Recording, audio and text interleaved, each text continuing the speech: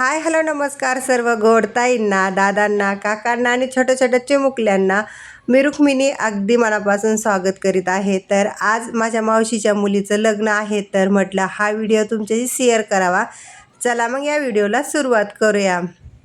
तर मावशीच्या मुलीच्या हळदीचा कार्यक्रम जो झालेला होता, त्या कार्यक्रमाचा व्हिडिओ मी तुमच्याशी शेअर केलेला आहे आणि आज दुसरा दिवस आहे, तर आज लग्न आहे, तर म्हटलं हाही व्हिडिओ तुमच्याशी शेअर करूया।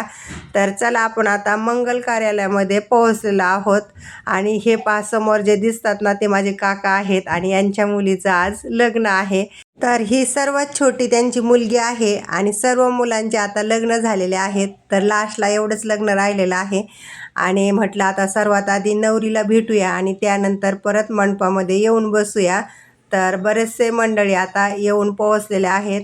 नवरदेवाचा परण्या जो आहे तो मारुतीच्या मंदिरामध्ये गेलेला आहे आणि तिकडं येऊ करूच तर त्यांना 1 घंटा तरी लागेल, कारण की डीजेवर डान्स करणं हे करणं बराच वेळ लागणार आहे। आणि इथं पहा मंगल कार्यालयामध्ये माणसं थोडे दिसत आहेत, त्यामुळं परण्याकडे गेलेले आहेत। आणि पहा ही माझ्या मावशीची मोठी मुलगी आहे, मस्त असा मेकअप करून तयार होऊन इथं आलेली आहे।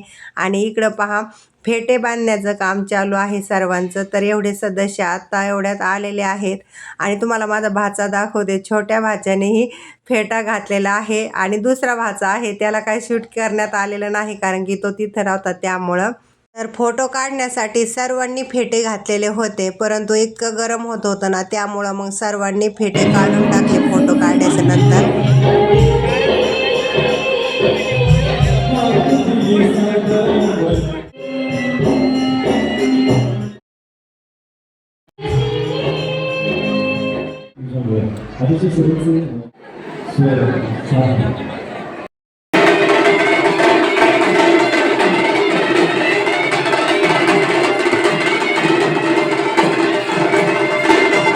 महाराज लोकांचंही आगमन झालेलं आहे। महाराज लोकांचा सत्कार करणं, त्यानंतर त्यांना फेटे बांधणं, इथं पूर्ण विधी चालू आहेत। आणि इकडं पहा सर्व सदस्य आता वाट पाहत आहे परण्या कितीक वेळ लागेल येण्यासाठी।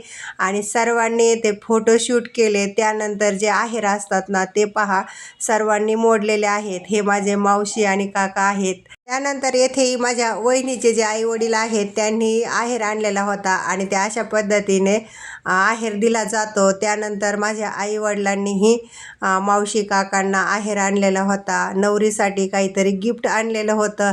सर्वांना हळदी कुंकू लावायचं, त्यानंतर आहेर द्यायचा। नवरी नवरदेवाचं आता मंडपामध्ये आगमन झालेलं आहे आणि लग्नाचे काय विधी असतील ते पूर्णपणे पार पाडणार आहोत।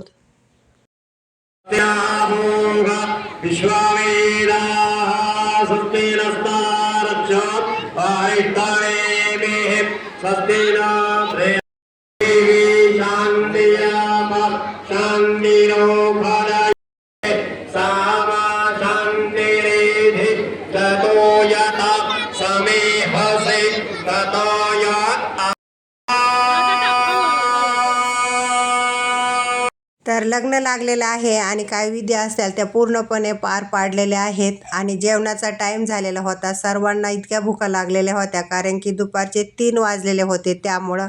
तर सर्व सदस्य आम्ही आता जेवण्यासाठी इथे आलेलो आहोत।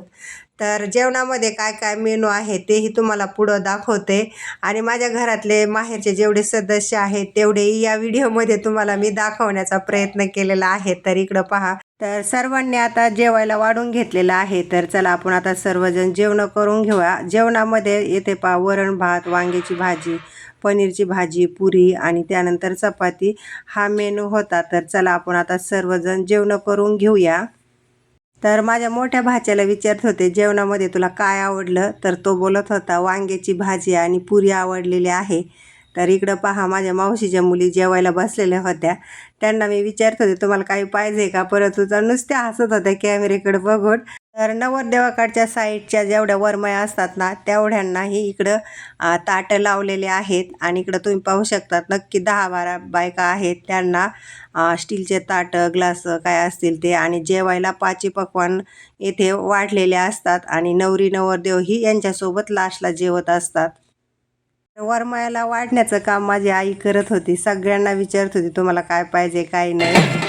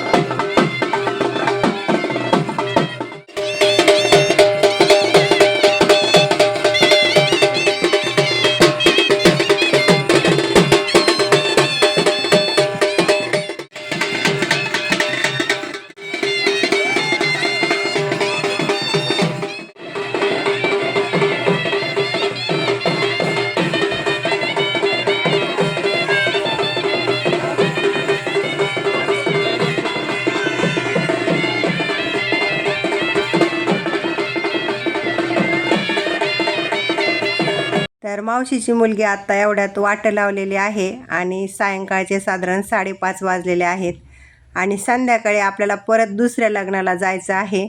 आणि या व्हिडिओचा आपण आता एंड येथेच करूया. परत भेटूया अशाच नवीन छानशा व्हिडिओमध्ये. तोपर्यंत धन्यवाद. सर्वांना श्री स्वामी समर्थ.